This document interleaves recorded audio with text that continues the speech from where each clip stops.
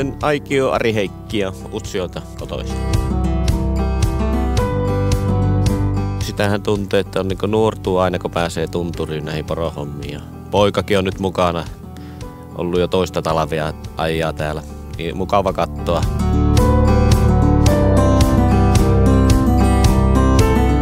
Meillä on nuoria paljon tulossa ja on nuoria poronhoidossa mukana. Että meidän paliskunnassa kyllä tulevaisuus tällä hetkellä näyttää hyvältä.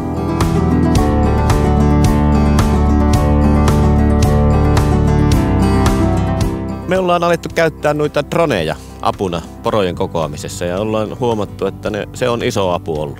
Säästetään moottorikelekkoja ja mönkijöitä, luontoa samalla. Yllättävän helposti niillä pystyy kokoamaan porot.